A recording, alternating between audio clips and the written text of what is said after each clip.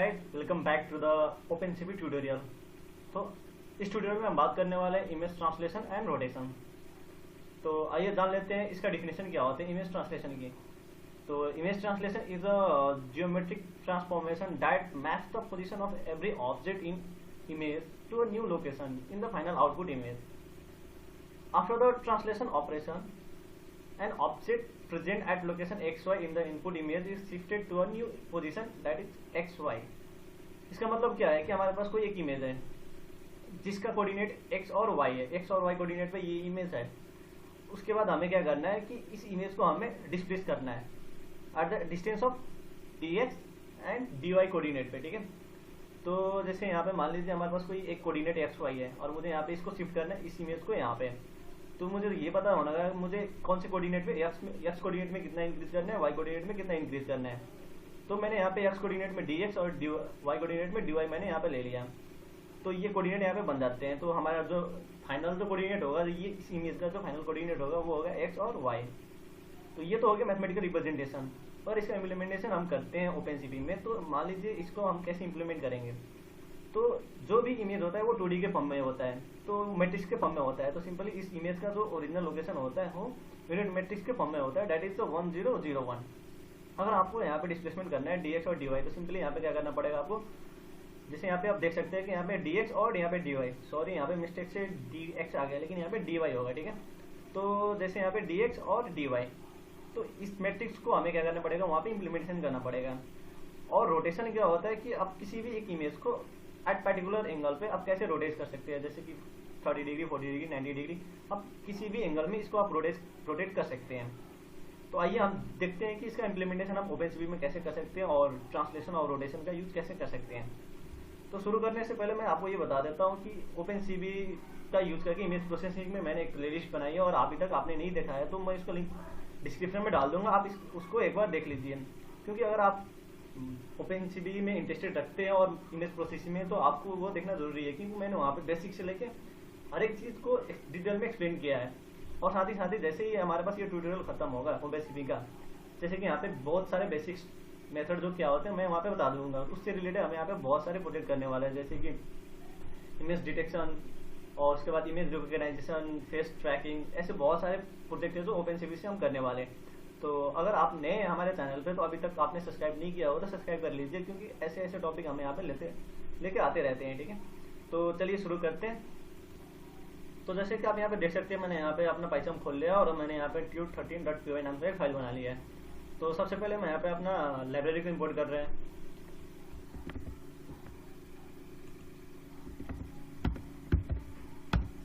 हमें यहाँ पे नंबर भी चाहिए क्योंकि हम यहाँ पे मैट्रिक्स में ऑपरेशन करने वाले हैं, इसलिए।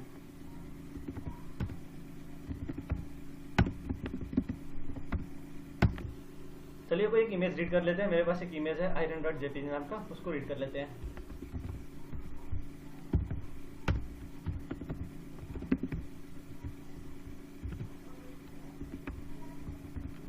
iron.jpg इसका हमें रो और कॉलम निकालना आगे, ताकि हम ये पता सकते हैं मतलब हमारे जो इमेज है वो रो और कॉलम कितना है, बाद में हमें इसका काम आएंगे।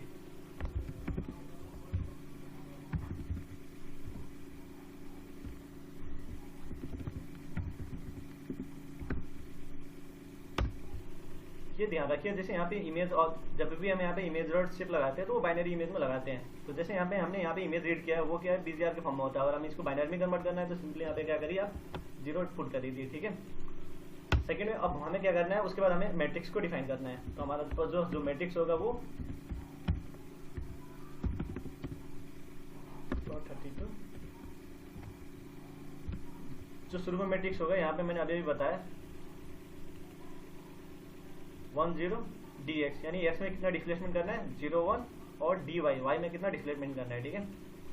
तो यहाँ पे 1 0, उसके बाद मुझे मान लो जो 50 x कोऑर्डिनेट में 50 करना है, उसके बाद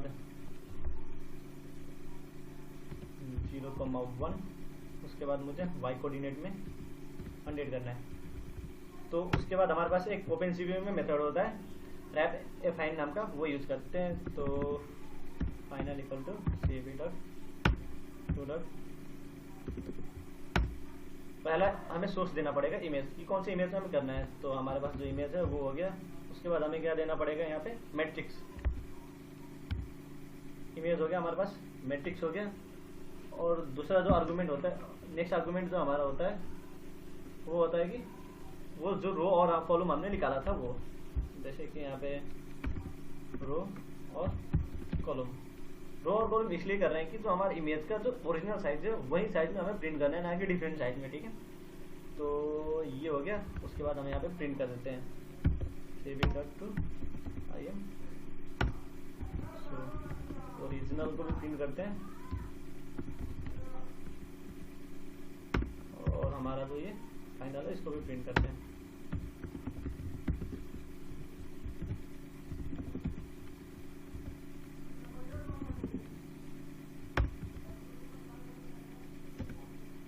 लगा देते हैं।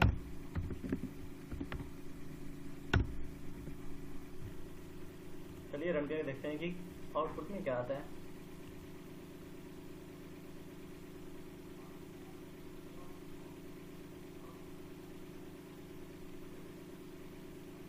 जैसे यहाँ पे देख सकते हैं जो ये ओरिजिनल इमेज हो गया और यहाँ पे ट्रांसलेशन हो गया है। एक्स कोऑर्डिनेट में 50 और वाई कोऑर्डिनेट में कितना 100 हो गया है।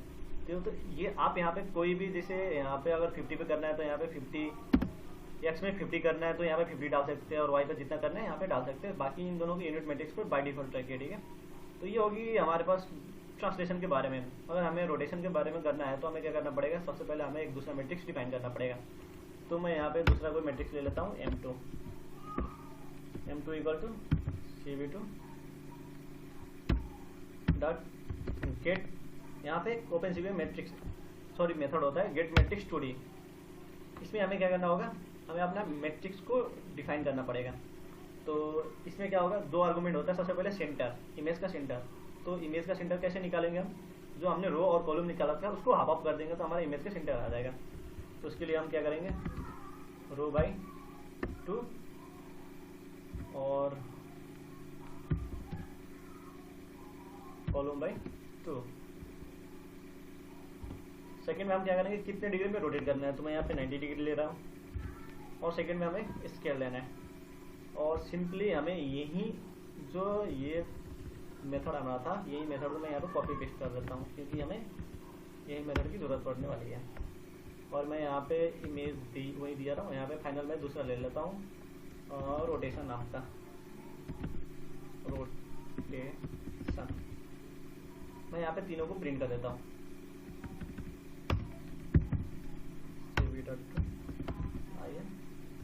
शो रोटेशन, यहाँ पे उसका नाम रोटेशन।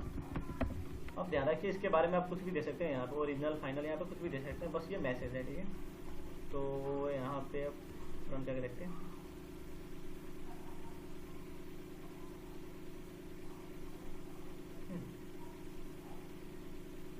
एक सेकेंड लग रहा है यहाँ पे कुछ, यहाँ पे लग रहा है दोनों में, यहाँ पे रोटेशन में भी वही आ गया है।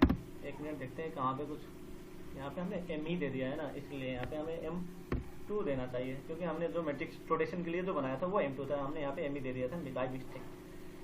तो चलिए फिर रन करके देखते हैं। हाँ, देख सकते हैं यहाँ पे ओरिजिनल इमेज ये हो गया, रोटेशन ये हो गया और ये ट्रांसलेशन हो गया। तो आई होप आपको समझ में आया होगा। अगर आपको कोई डाउट है तो आप कमेंट सेक्शन में कमेंट कर सकते हैं।